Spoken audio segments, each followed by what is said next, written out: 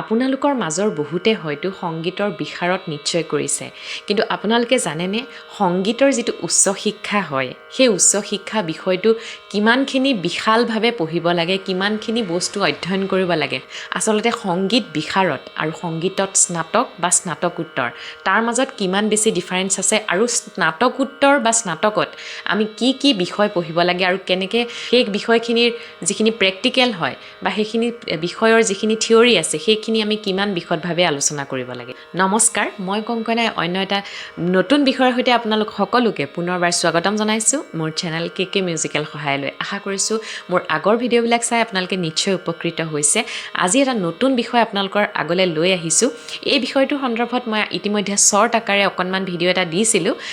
কিন্তু আজি এই গোটেই কথাখিনি আমি বিশদভাৱে আলোচনা কৰিম, কিয়নো বহুতৰ মাজত বিশেষকৈ আমাৰ অসমৰ মানুহবোৰৰ মাজতো এই বিষয়টো ভালদৰে বুজি পোৱা নাই বা বহুতৰ মনত এতিয়াও কনফিউজন আছে যে আচলতে সংগীত বিশাৰদ বা সংগীত স্নাতকোত্তৰ মাজত কি পাৰ্থক্য আছে। কৈছোঁ যিসকলে চেনেলটোলৈ নতুনকৈ আহিছে প্লিজ চেনেলটো ছাবস্ক্ৰাইব কৰি কাষত থকা বেল বাটনটো হিট কৰি থৈ দিব, যাতে মই ভিডিঅ' দিলেই ন'টিফিকেশ্যনটো সোনকালে পায়। তেতিয়াহ'লে ব'লক আৰম্ভ কৰোঁ আজিৰ এই ইণ্টাৰেষ্টিং মিউজিকেল টপিকটো। আপোনালোকে সকলোৱে শুনিছে পৰিৱেশ্য কলাৰ নাম, হয়নে নহয় বাৰু? পৰিৱেশ্য কলা মানে কি? যিটো আমি পৰিৱেশন কৰোঁ, অৰ্থাৎ পৰিৱেশন আমি কি কৰোঁ? নাটক, নৃত্য, গীত, অভিনয়, এই গোটেই কথাখিনি পৰিৱেশনৰ বস্তু। গতিকে এই গোটেই বস্তুখিনি আপোনালোকে ভালকৈ অধ্যয়ন কৰি তাক উচ্চ শিক্ষা হিচাপে কেনেকৈ লৈ পেলাই আগুৱাই যাব পাৰি, সেই কথাবোৰ আপোনালোকৰ মনত হয়তো বহুতৰ প্ৰশ্ন আছে। আপোনালোকৰ মাজৰ বহুতে হয়তো সংগীত বিশাৰদ কৰিছে, সংগীত নিপুণ কৰিছে, যে প্ৰশ্ন আহিছে যে সংগীত বিষয়টোত উচ্চ শিক্ষিত নহয় নেকি? এতিয়া কথা হ'ল, আপোনালোকে যেতিয়া কোনোবা এখন বিদ্যালয়ত সংগীত শিকিবলৈ যায়, শনিবাৰে দেওবাৰে শিকায় প্ৰত্যেকখন স্কুলত, বা কেতিয়াবা কিছুমান অকল দেওবাৰেও শিকায়। গতিকে সংগীত বিশাৰদ বা সংগীত নিপুণ হ'বলৈ আপোনালোকে সপ্তাহটোত মাত্ৰ 2 দিন স্কুললৈ গ'লেই বা বিদ্যালয় মহাবিদ্যালয়লৈ হ'লেও গ'লেই হৈ যায়। কিন্তু আপোনালোকে যেতিয়া সংগীতটো উচ্চ শিক্ষা হিচাপে ল'ব, স্নাতক কৰিব, স্নাতক কাক কয়? যিটো আপোনালোকে ধৰক যিকোনো বিষয় এটাত আপোনালোকে মেজৰ লৈ পেলাই পঢ়িছে, ধৰক এডুকেশ্যনত মেজৰ লয়, পলিটিকেল ছায়েন্সত মেজৰ লয়, তেনেকৈ আপোনালোকে সংগীতটোত মিউজিকক মেজৰ লৈ পেলাই আপোনালোকে পঢ়িব পাৰে। আৰু সেই মেজৰ ছাবজেক্টটোৰ লগতে আৰু কি বস্তু তাত ইনক্লুড হ'ব লাগিব। ধৰক আপোনালোকে যেনেকৈ মানে মেজৰ লওঁতে অসমীয়া ইংৰাজীৰ লগতে অন্যান্য আনুষাংগিক বিষয় কিছুমানো পঢ়িবলগীয়া হয়। ধৰক পাছ কৰ্চ হিচাপে আপোনালোকে কিবা কিবি ল'লে, বেলেগ এটা ছাবজেক্ট ল'লে, তেনেকৈ মিউজিকত আপোনালোকে মেজৰ লৈ পেলাই বেলেগ যিকোনো ধৰক পাছ কৰ্চ থাকিব, তাত তবলা থাকিব, খোল থাকিব, নাটক থাকিব, নৃত্য থাকিব, আপোনালোকে যিকোনো এটা ছাবজেক্ট 4th ছাবজেক্ট হিচাপে ব্যৱহাৰ কৰিব পাৰে। গতিকে সেই বিষয়টো সম্পূৰ্ণ এটা মানে এডুকেশ্যন কোৱালিফিকেশ্যনত গুচি যায়, মানে যিটো UGCৰ আণ্ডাৰত হয়, মানে UGC ৰিকগনাইজ ইউনিভাৰ্চিটিৰ আণ্ডাৰত স্নাতক বা স্নাতকোত্তৰ ডিগ্ৰীটো লাভ কৰা হয়। গতিকে এই কথাখিনি আপোনালোকে কনচেপ্টটো ক্লিয়াৰ হৈ লওক। বিশাৰদটো হৈছে এটা প্ৰাৰম্ভিক পৰ্যায়, অৰ্থাৎ দেওবাৰে এখন বিদ্যালয়লৈ গৈ পেলাই আপোনালোকে সংগীতৰ শিক্ষা লোৱা আৰু স্নাতক হিচাপে বা স্নাতকোত্তৰ হিচাপে শিক্ষা গ্ৰহণ কৰাৰ মাজত বহুত বেছি পাৰ্থক্য আছে। কাৰণ স্নাতক বা স্নাতকোত্তৰ হ'বলৈ হ'লে আপোনালোকে ৰেগুলাৰ ক্লাছ কৰিব লাগিব, যেনেকৈ আপোনালোকে অন্যান্য বিষয়সমূহৰ ওপৰত ক্লাছ কৰে। গোটেই কনচেপ্টখিনি আপোনালোকে ভালকৈ ক্লিয়াৰ হৈ লওক। প্ৰথম কথাটো হৈছে আপোনালোকে বিশাৰদ কৰিবলৈ কোনো ধৰণৰ বয়সৰ ইমান বেছি সীমাবদ্ধতা নাথাকে, অৰ্থাৎ আপোনালোকৰ যদি 4 বছৰ হৈছে শিশুটোৰ, 4 বছৰৰ পৰা আপোনালোকে সংগীতৰ বিদ্যালয়সমূহলৈ নিব পাৰে। যিখিনি প্ৰাৰম্ভিক পৰ্যায় আছে সেইখিনি শিকাবৰ কাৰণে, তাৰ পাছত সেইটো 5 বছৰীয়া এটা পাঠ্যক্ৰম হয় সংগীতৰ বিশাৰদটো। সেই পাঠ্যক্ৰমৰ মানে অধীনত আপোনালোকে 5 বছৰত সেই শিশুটি বা আপোনালোকে নিজেও সংগীত বিশাৰদ কমপ্লিট কৰিব পাৰে। তাৰ কোনো ধৰণৰ মানে বেলেগ একো ক্ৰাইটেৰিয়া নাথাকে। কিন্তু যদি আপোনালোকে সংগীতক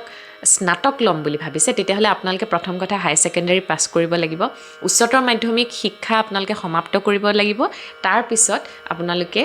স্নাতকৰ কাৰণে এপ্লাই কৰিব পাৰে। আৰু এই স্নাতকৰ এপ্লাই কৰিবৰ কাৰণে বিভিন্ন ধৰণৰ ইউনিভাৰ্চিটিত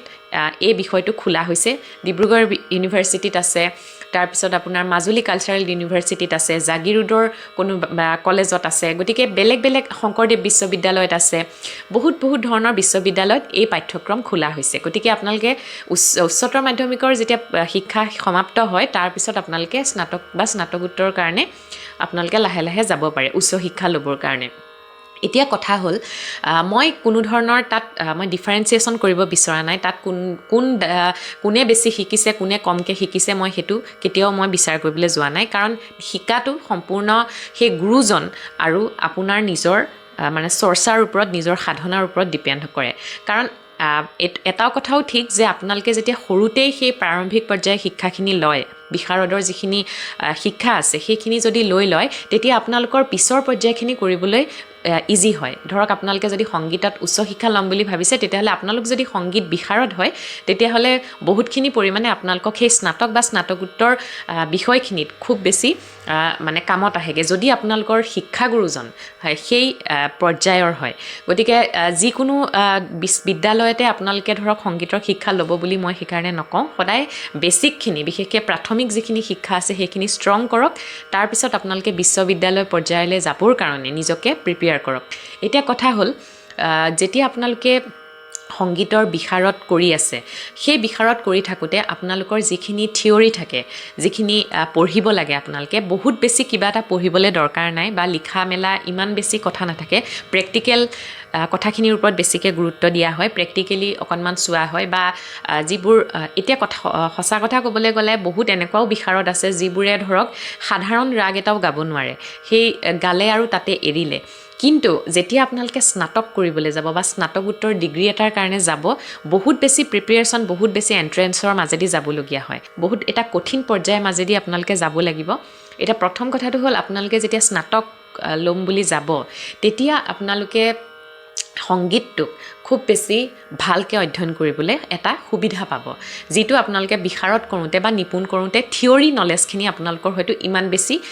ল'বলৈ সক্ষম নহয় কাৰণ শনিবাৰে দেওবৰীয়া এটা ক্লাছত আপোনালোকে গোটেইখিনি বস্তু কভাৰ কৰা সম্ভৱ নহয় চিলেবাছখন খুব মানে এখন সৰু চিলেবাছ থাকে গতিকে যেতিয়া আপোনালোকে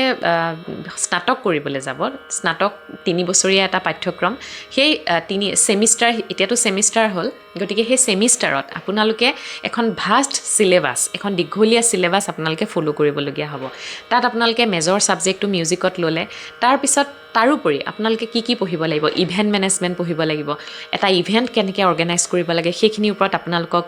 শিক্ষা দিয়া হ'ব তাৰোপৰি নৰ্থ ইষ্ট কালচাৰ বুলি এটা ছাবজেক্ট থাকে উত্তৰ পূৰ্বাঞ্চলৰ যিখিনি সংস্কৃতিৰ লগত জড়িত যিখিনি কথা আছে মানুহৰ সাজপাৰৰ পৰা আদি কৰি বাদ্যযন্ত্ৰৰ পৰা আদি কৰি লোকসংগীতৰ পৰা গোটেই কথাখিনি আপোনালোকক সেই পাৰ্টিকুলাৰ ছাবজেক্টটোত পঢ়োৱা হ'ব ইয়াৰ উপৰিও আপোনালোকে ফিল্ড ষ্টাডিত যাব লাগিব তাৰপিছত আহিলে এস্থেটিক অৰ্থাৎ নন্দন তত্ত্ব সংগীতত কেনেকৈ নন্দন তত্ত্ব ইউজ হয় নাটকত কেনেকৈ মানে নন্দন তত্ত্ব ইউজ হয় তাৰোপৰি আৰু এটা ডাঙৰ কথা আপোনালোকে জানিবলৈ পাব নাট্যশাস্ত্ৰৰ কথা জানিব পাব য'ত গোটেই এই নৃত্য নাট্য সংগীত গোটেই কথাখিনিৰ একেবাৰে গুৰিখিনি আছে তাৰোপৰি আপোনালোকে মেজৰ ছাবজেক্ট যেতিয়া ল'ব তাত আপোনালোকে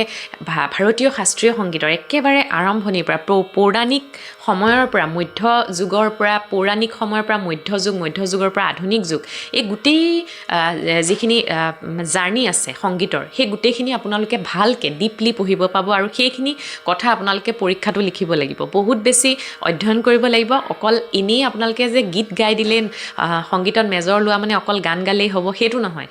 আপোনালোকে থিয়ৰিও সেই হিচাপে আপোনালোকৰ সমানে নলেজ থাকিব লাগিব কাৰণ এক্সামত আপোনালোকৰ বহুত বেছি এখন টাফ কুৱেশ্যন পেপাৰৰ সন্মুখীন হ'ব আপোনালোকে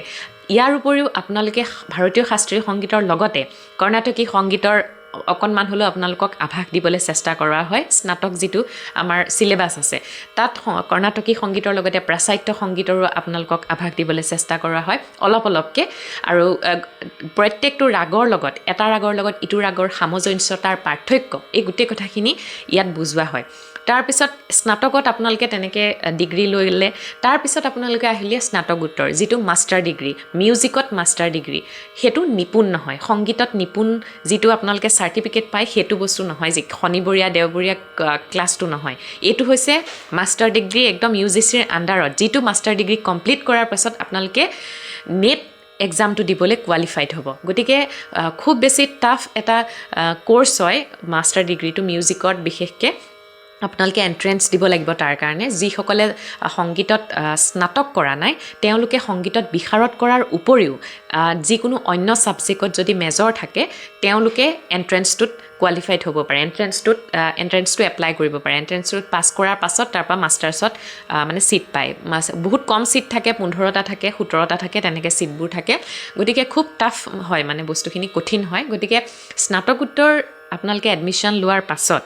তাত আপোনালোকে কি পঢ়িব লাগিব স্নাতক যেতিয়া আপোনালোকে স্নাতকোত্তৰত এডমিশ্যন ল'ব তেতিয়া আপোনালোকে সম্পূৰ্ণ মিউজিকেল যিখিনি থিয়ৰী আছে গোটেই কথাখিনি আপোনালোকে একদম ডিপলি ষ্টাডি কৰিব পাব তাত কি বস্তু থাকিব ধৰক সংগীতৰ গোটেই ৰাগাংগবোৰ থাকিব ৰাগৰ অংগবোৰ এটা ৰাগৰ লগত আপোনালোকে এতিয়া চিম্পল ৰাগবোৰ জানে ধৰক ইয়মন জানে ভূপালী জানে কল্যাণ জানে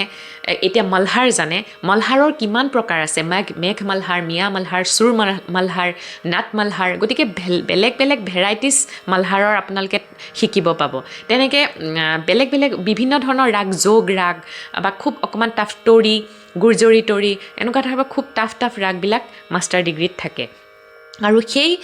ৰাগখিনিৰ লগতে থিয়ৰীত আপোনালোকে বহুত বস্তু পঢ়িবলৈ পাব তাতো আপোনালোকৰ ডাঙৰ যিবোৰ সংগীত মকৰণ সংগীত ৰত্নাকৰ যিবোৰ গ্ৰন্থ আছে সেই গ্ৰন্থবোৰৰ ওপৰত আপোনালোকে গ্ৰন্থবোৰৰ ভিতৰত সোমাই পেলাই তাত আপোনালোকে অধ্যয়ন কৰিব লাগিব থাটৰ বিশ্লেষণত আপোনালোকে ভালকৈ যাব লাগিব ইয়াৰ উপৰিও আপোনালোকে যিবোৰ কৰ্ণাটকী সংগীতৰ লগত যিটো আমাৰ ভাৰতীয় শাস্ত্ৰীয় সংগীতৰ মিল আছে সেই কথাবোৰ আপোনালোকে ভালকৈ ডিটেইলছত বুজাব পাৰিব লাগিব ইয়াৰ উপৰিও আপোনালোকে যিখিনি ৰাগ শিকিব সেই ৰাগবোৰৰ কোনো ধৰণৰ নোটেশ্যন স্নাতকোত্তৰত দিয়া নহয় নিজে আপোনালোকে এখন নোটবুক বনাব লাগিব তাত নিজে আপোনালোকে নোটেশ্যন বনাব লাগিব যিটো ৰাগ আপোনালোকক শিকালে টিচাৰে যিটো ৰাগ আপোনালোকক শিকালে সেই ৰাগটোৰ নোটেশ্যনটো আপোনালোকে নিজে বনাব লাগিব আৰু অন দ্য স্পট টান গাব লাগিব কোনো ধৰণৰ লিখিত টান নাথাকে যিটো সংগীত বিশাৰদ কৰাবিলাকক যিবোৰ শনিবাৰ দেওবাৰে স্কুলবিলাকত সৰু ল'ৰা ছোৱালীবিলাকক এটা নিৰ্দিষ্ট টান দি দিয়া হয় যে এইকেইটা টান 8 মাত্ৰাৰ টান 16 মাত্ৰাৰ টান মুখস্থ কৰি পেলাই জাষ্ট গাই দিলে হয় সেইটো নহয় স্নাতকোত্তৰ বা স্নাতকত আপোনালোক যেতিয়া যাব তেতিয়া আপোনালোকক এনেকুৱা ধৰণে আপোনালোকক প্ৰিপেৰেশ্যন কৰোৱা হ'ব যে আপোনালোকে একদম খুব ধুনীয়াকৈ টানটো অন দ্য স্পট গাব পাৰিব লাগিব তাল বাজি থাকিব তালত আপোনালোকে ঘূৰি আহি মুখৰাটো পেলাবহি লাগিব চমত পেলাবহি লাগিব গতিকে সেই গোটেই কথাবোৰ খুব মানে ইজি বুলি যিমান ভাবি থাকে সিমান ইজি নহয় দেই সংগীতটো খুব বেছি এটা সাধনাৰ বস্তু আৰু বিশেষকৈ উচ্চ শিক্ষা ল'ম বুলি ভাবিলে সেইখিনি আপোনালোকে পৰিশ্ৰম কৰিবই লাগিব এইটো মানে এনেই পাই যোৱা চাৰ্টিফিকেট এখন নহয় গতিকে কথাখিনি আপোনালোকক এইটো কাৰণেই জনালোঁ যে বহুত এনেকুৱা শিক্ষাৰ্থী আছে যিসকলে সংগীতক উচ্চ শিক্ষা হিচাপে ল'ম বুলি ভাবি আছে আৰু নেট দিয়াৰ পাছত আপোনালোকে PhDৰ কাৰণেও এপ্লাই কৰিব পাৰে যেতিয়া আপোনালোকে স্নাতকোত্তৰ ডিগ্ৰী লাভ কৰিব তাৰপিছত PhDৰ কাৰণে আজিকালি বহুত বেলেগ ইউনিভাৰ্চিটিত ধুনীয়া খুলিছে আউনীআটী বিশ্ববিদ্যালয়টো খুলিছে বহুত মাজুলী কালচাৰেল ইউনিভাৰ্চিটিৰ কথা কৈছোঁ ডিব্ৰুগড় বিশ্ববিদ্যালয়ত অলৰেডি আছে গতিকে PhDৰ কাৰণেও আপোনালোকে প্ৰিপেৰেশ্যন কৰিব পাৰে খুব বেছি এটা ধুনীয়া ছাবজেক্ট বিষয় হয় আপোনালোকে লৈ পেলাই এটা নিৰ্দিষ্ট বিষয়ক লৈ পেলাই আপোনালোকে খুব ধুনীয়াকৈ তাক অধ্যয়ন কৰিব লাগে গতিকে সংগীতত স্নাতক বা স্নাতকোত্তৰ হোৱাটো যিমান ইজি বুলি মানুহে ভাবে কিন্তু সিমান ইজি নহয় আপোনালোকে ভাবে অকল গান গালেই হয় সেইটো নহয় কিন্তু পঢ়িবও লাগিব সমানে থিয়ৰিও নলেজ হ'ব লাগিব যিটো মিউজিকলজি বুলি কয় সেইটো এক্সট্ৰাকৈ এটা ছাবজেক্টটো আছে আপোনালোকে সেইটোতো মেজৰ লৈ বা মাষ্টাৰ্ছ কৰিব পাৰে সেইটো কিন্তু আমাৰ অসমত এতিয়ালৈকে নাই কলকাতাত আছে ৰবীন্দ্ৰ ভাৰতী বিশ্ববিদ্যালয় শান্তি নিকেতনত আছে তেনেকৈ মিউজিকলজিত মেজৰ লৈ স্নাতকোত্তৰ কৰিব পাৰে গতিকে খুব বেছি এটা ধুনীয়া বিষয় এই কথাখিনি আপোনালোকে জুখিয়াই চাব আৰু সংগীত বিশাৰদ বা সংগীত নিপুণটোৰ লগত স্নাতক বা স্নাতকোত্তৰক কিন্তু কম্পেয়াৰ নকৰিব কাৰণ স্নাতক বা স্নাতকোত্তৰ আপোনালোকে যেনেকৈ নৰ্মেল ছাবজেক্ট এটাত স্নাতক বা স্নাতকোত্তৰ হয় তেনেকৈ সংগীতটোতো যে হ'ব পাৰে সেই কথাটো ক্লিয়াৰ কৰিবৰ কাৰণে মই আজি এই ভিডিঅ'টো বনালোঁ কাৰণ বহুতৰ মনত কনফিউজ হৈ থাকে যে মইচোন সংগীত নিপুণ কৰিলোৱে তেতিয়াহ'লে মইনো কেলৈ মাষ্টাৰ্ছ কৰোঁগৈ মিউজিকত ইউনিভাৰ্চিটিৰ পৰা আণ্ডাৰত গৈ সেইটো নহয় ইউনিভাৰ্চিটি যিখন চাৰ্টিফিকেট ৰিকগনাইজ ইউনিভাৰ্চিটিৰ পৰা যিখন চাৰ্টিফিকেট দিব সেই চাৰ্টিফিকেটখন লৈহে আপোনালোকে নেট বা PhDৰ কাৰণে এপ্লাই কৰিব পাৰিব গতিকে কনচেপ্টটো নিশ্চয় ক্লিয়াৰ হ'ল ভিডিঅ'টো ইনফৰ্মেটিভ লাগিলে লাইক কৰিব কমেণ্ট কৰিব আৰু যিমান পাৰি সিমান আপোনালোকৰ যিবোৰ সংগীতৰ লগত জড়িত বন্ধু বান্ধৱী আছে তেওঁলোকৰ লগত শ্বেয়াৰ কৰিব আৰু নতুন এটা ভিডিঅ'ৰ সৈতে অহা শুক্ৰবাৰে পুনৰ লগ পোৱাৰ প্ৰতিশ্ৰুতিৰে আজিলৈ ধন্যবাদ